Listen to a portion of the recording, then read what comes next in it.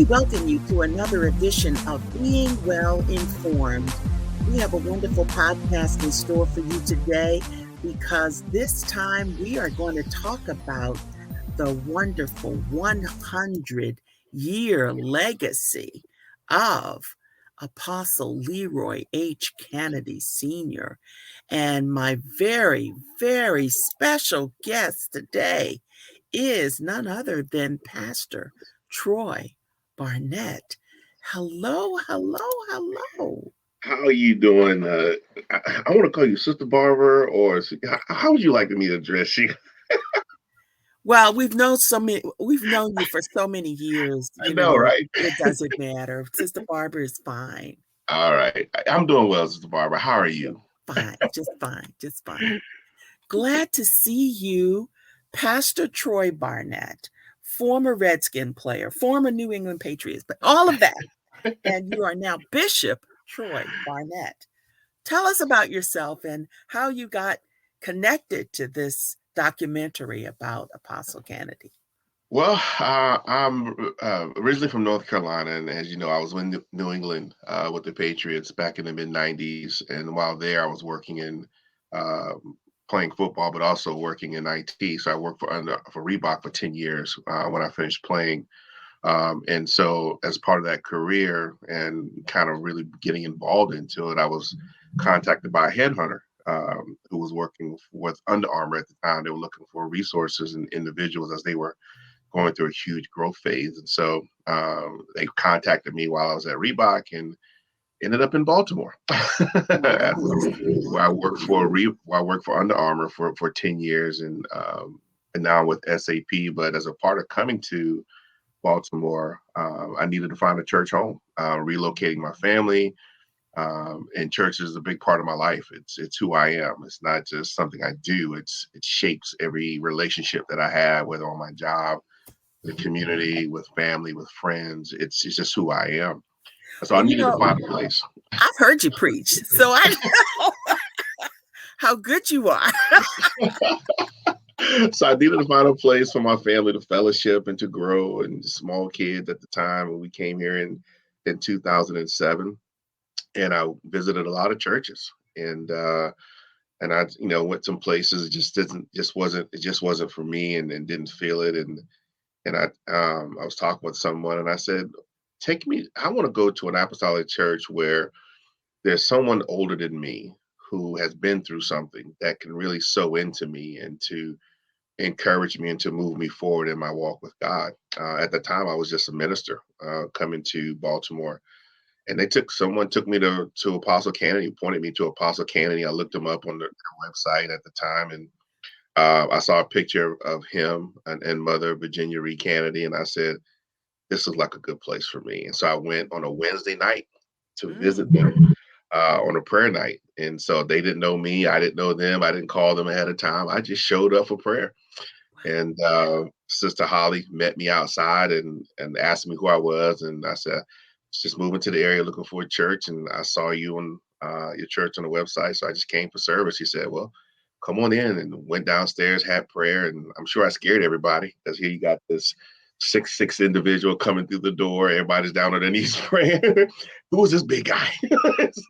And so, and afterwards, they let me have some words. I told them where I was and started to visit. And I felt the Lord was telling me, this is where you need to be. This is where you're going to learn. And so that began my career and in the ministry when it comes to just getting to know Apostle Cannady. And so since then, he has sown into me. He's developed me. He's pushed me. He's encouraged me. He's moved me from minister to elder to district elder to now bishop. I was heading the elders and ministers of our organization through teaching. I was the chairman of the Elders and Ministers Council.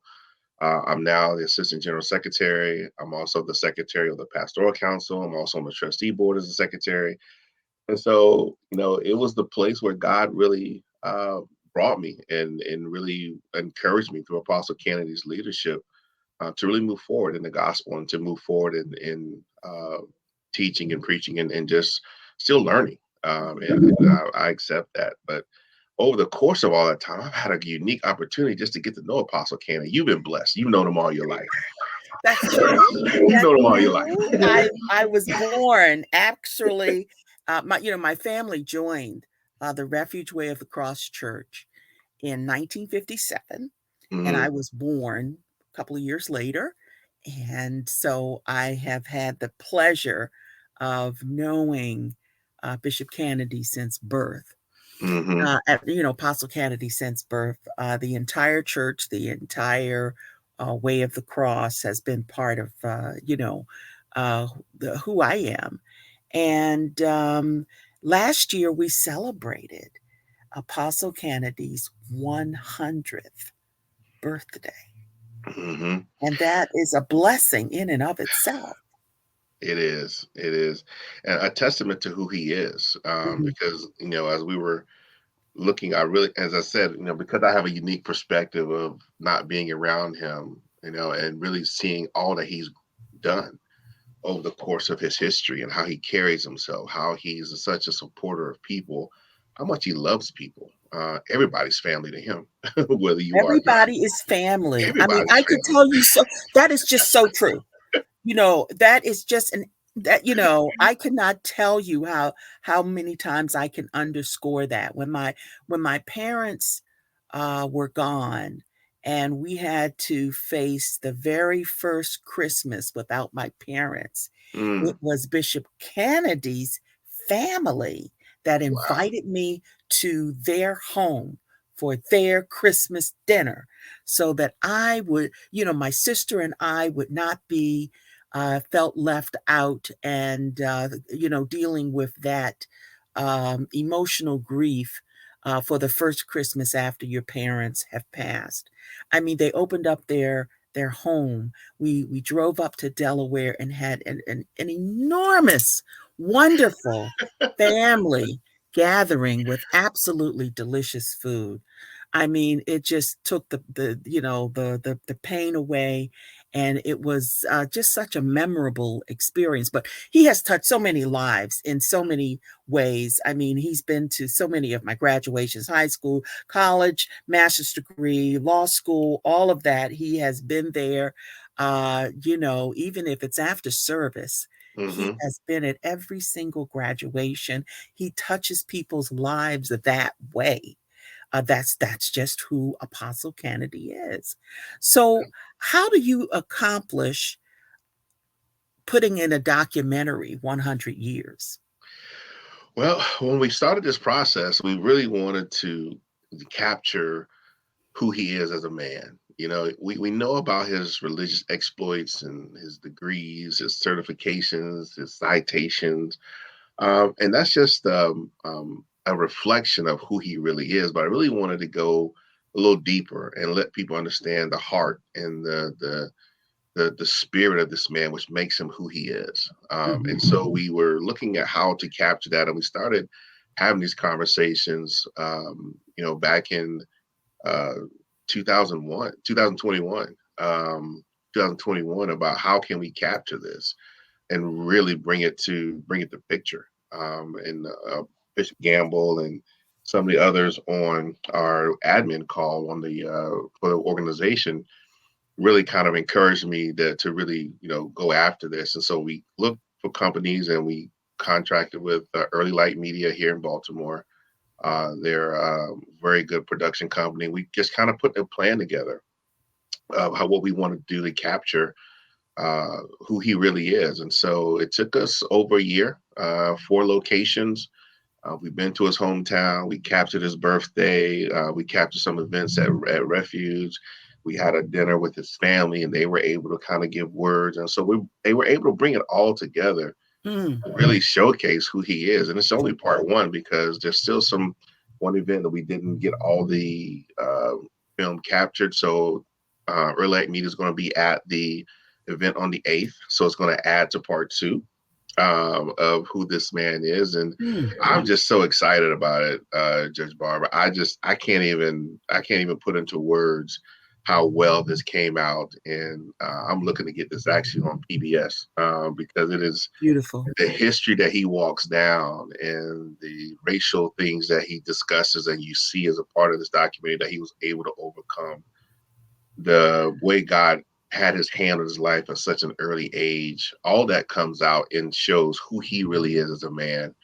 Because sometimes we take our family for granted. We all do that. We expect our mom and dad to do A, B, and C, and D because they're mom and dad. And so when someone is able to see from the outside who's not family, but are able to really see the uniqueness of this man and to be able to capture that, show the world who Apostle Leroy H Cannady is going to be inspiring. It's going to help a lot of people. It's going to encourage people, and to be able to capture this history um, is an honor because how many family members do we have who've lived long time and all we have is stories, all we have is memories, but we don't have the documentary to hear their voice and really see what they've gone through and what makes them who they are. So that's what we wanted to do. And so I think part one, everybody's really going to enjoy it. All right, so you mentioned part one, but tell us before we get carried away the date and the time and when there's going to be a part two. It's going to be April the 8th. It is Saturday from 3 o'clock p.m. to 7 o'clock p.m. It's going to be at the Reginald F. Lewis Museum here in Baltimore. Downtown Baltimore. Yes, here in downtown Baltimore. Fitting place to have such a historic event to be showcased. And so we're going to have a catered event. We're going to have access to all floors of the museum. They actually have some new exhibits there now. You definitely want to see those. I saw those a few days ago. You definitely want to go by and spend some time and see that. We're going to have speakers from the city and from the state officials, just congratulating him. And then we'll have the video and documentary. We have 9 6-foot boards that we put together as a timeline of his history, and it walks through his from the 1900s all the way to when he was appointed as an apostle. It traces his life. It traces the oneness doctrine, which is so part of who he is. It shows the major histories and events that happened throughout those years. It also gives information on the founder of the Way of the Cross and how all that intersects. So you'll be able to walk a living timeline of this man's history and the events. Can you imagine what he has seen since 1922? 1922. Right. To where we are right now? Can you imagine? Yes. Oh my God. It's amazing how he's been able to adapt and just continue to grow. And God has blessed him. He's healthy. He's strong. He's still preaching and teaching. He's still, obviously not as often, but he's a living miracle. He's a wow. So is seating limited? We're trying not to be limited, but if I get to a certain point, it will be. But we still have some seats left. We have an awesome theater in the Reginald F. Lewis Museum. If you haven't seen it, you definitely want to come to be a part of that. So we really want to get as many people there as possible because we just believe this documentary is going to inspire a lot of people, and it's really going to give a behind the scenes look as to who he is. An individual go back and talk about his great grandparent. It's just simply amazing. So when we consider going, are tickets needed? Yes. So if you go to our website at refugewtcc.net, and we're assuming a lot of the cost of this event, as you know, it's different day and age we're in right now, so things are expensive. We're assuming a lot of the costs here, so we're just really asking for adults 13 and over. The ticket for $75, for 12 and under, it's $40, and that includes everything. We're not trying to make money. This is not a fundraiser. We're just trying to cover costs and make sure it's a great event. So the more people we can have there, that is what we're looking for, because we're working on part two, and this will be a part of part two. So if you want to be a part of history and have your face in the place as we continue to record and carry this vision and this vision out, please be there. We really want as many people there as possible. He's deserving of that. So I'm very excited about it. So right now it's only one showing. Yes. Okay. Yes. So the whole concept of the Refuge Way of the Cross Church being in the city, Baltimore City, since 1957, and its legacy that because it's been at many locations. Mm-hmm. Now, I was an infant at Lawrence Street, and Mm-hmm. then I do remember 1442 North Carey Street, and then, of course, the move to 4300 Old York Road, which is where the church exists today. So that's a lot of legacy in Baltimore. A lot of legacy, a lot of history. Because of Apostle Cannady, he's got 5 generations here in the Baltimore area. He has multiple sons in the gospel who have started ministries from him and out of his under his tutelage. And that history is what we're looking to not only capture but also to continue. It's an awesome responsibility to walk in somebody's shoes who's been pastoring for over 65 years, 80 years of salvation. In May, should the Lord say so, he'll be 101. I Hmm. mean, that's an awesome responsibility. It's a humbling opportunity also, because the foundation in which he's established, you just want to continue to build on that. He's set a mindset of togetherness. He's set a mindset of family, of support. And that's what makes Refuge what it is. And it continues to this day. And so it's just a testament to who he is and what God has placed in him, and how God has led him and guided him to this point. So it's just it's hard to put into words.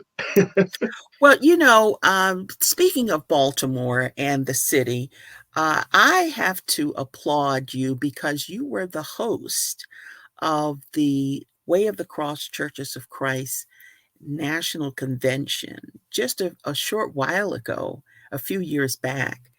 And what I saw was spectacular.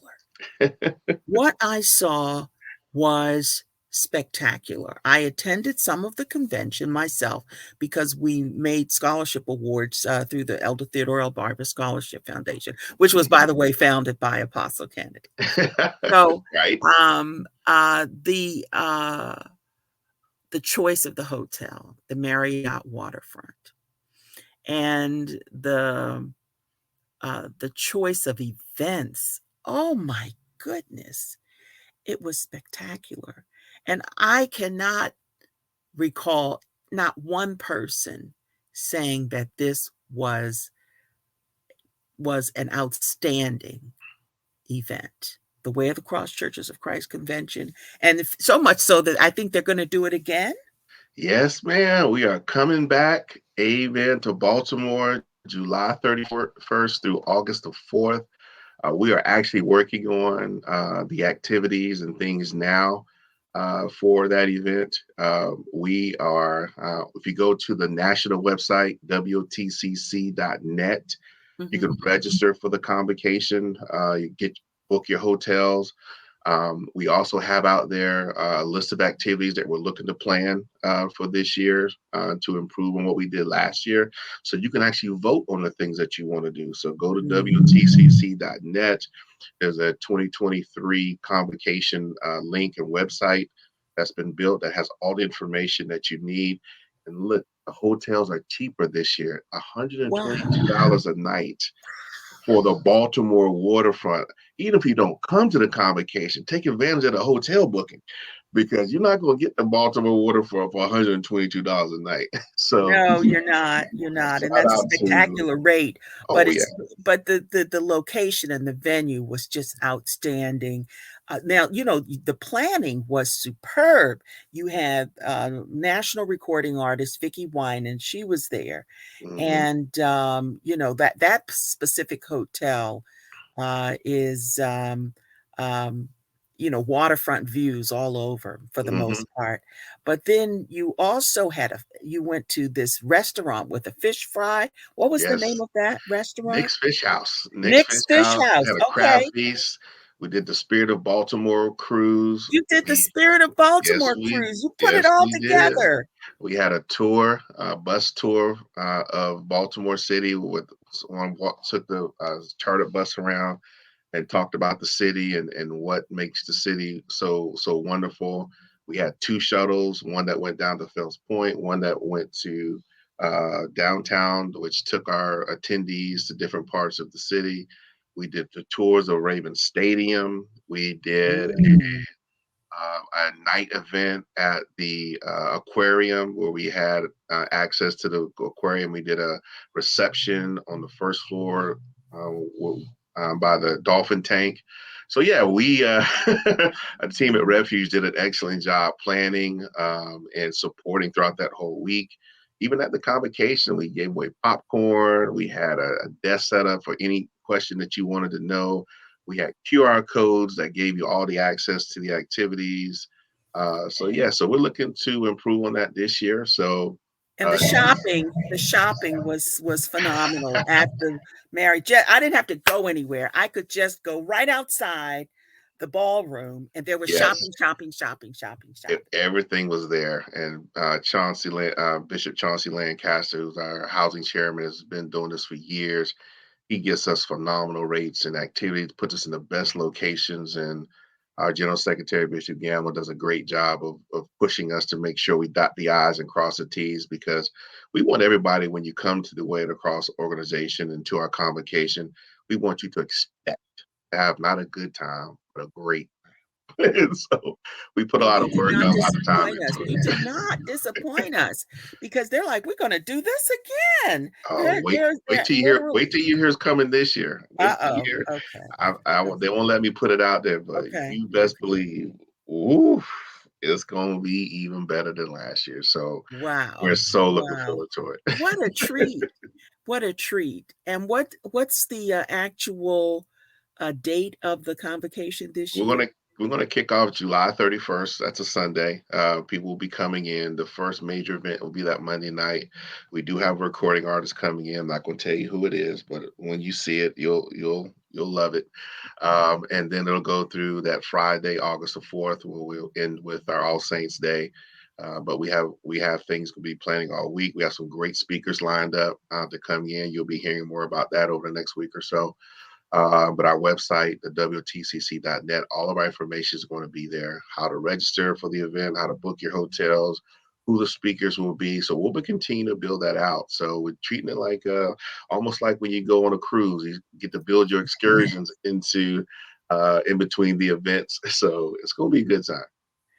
Excellent, excellent. And I'm so proud of the way you rolled the red carpet out for the national delegation, and how it really showcased great parts of Baltimore City, Yes. and great parts of just the Spirit of Baltimore cruise in and of itself. I'm sure that was delightful.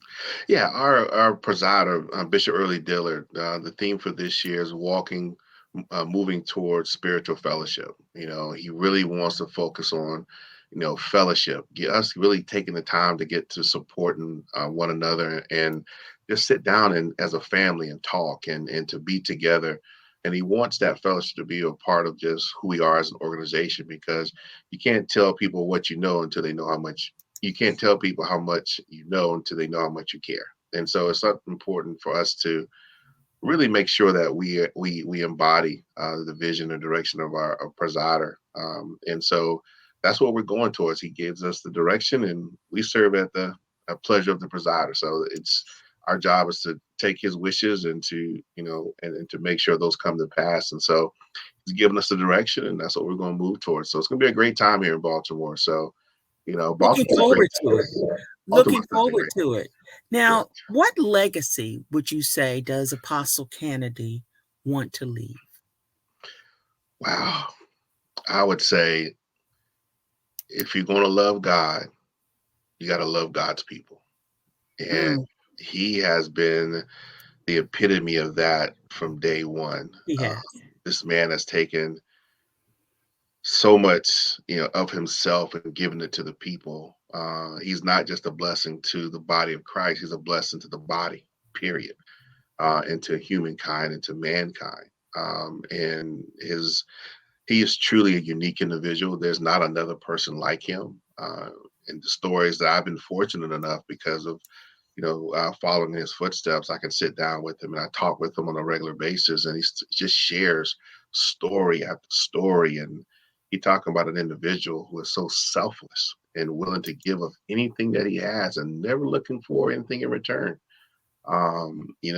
He is just a unique individual, and to capture that and to be able to kind of follow behind that is just it's just a humbling experience. And I just thank God for the opportunity, and I thank God for the trust that He has in me to continue the legacy in which He started.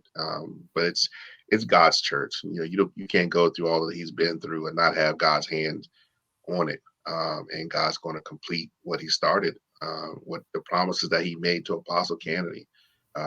Joshua carried on what Moses did, and I'm gonna carry on what Apostle Cannady did. So it's just a blessing, and I'm so excited about it. And the support of the Cannady family, who has such a history in this city, has been awesome. From Vivian to John to Michael to Phyllis to Shirley Whitfield, to Greg. I mean, these guys in the family have just been so supportive of what we've been doing and moving forward with their father's direction and their father's vision.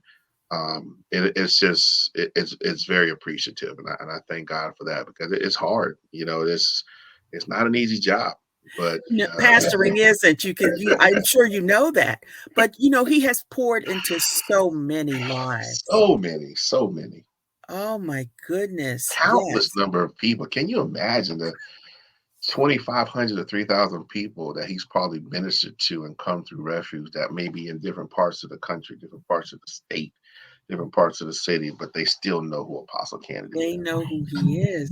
Yes, yes. And when he came after my father's death, in 2000, he shortly thereafter came to me and said he wanted to start a foundation in his name.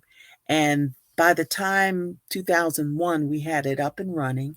And since that time, we have awarded over $100,000 in college scholarships to young people as a result of his idea, his founding of the organization, as a result of his participation in our board of directors and setting this thing into motion. So yes, he has poured into other people's lives that way as well. That's That's right. just another way that the Elder Theodore L. Barber Scholarship Foundation got its start. It's so definitely this legacy of Apostle Leroy Cannady, 100-year legacy. Oof. It's just amazing, even just to say that 100 years. People just, they don't normally live that long. But he has been blessed to be a part of this. Yes, I yes. call him the Abraham of of our day. That is so fitting, sis. That is so fitting. And for him to be as healthy as he is, to have his faculties, he's just moving a little slower, but it's a testament to the call and the promise that's on this man's life. And you just look at him and you're just in awe. The doctors he just had his checkup. Doctors saying, "I can't see nothing wrong with you." So he's just like, Woo! so Wow, what can you what can that's a blessing. That is such a blessing. That is really, really a blessing. So I just thank you so much for being a part of our program today. Thank you so much for coming our way and sharing with us about the 100-year legacy of Apostle Leroy H. Cannady. Thank you, sis.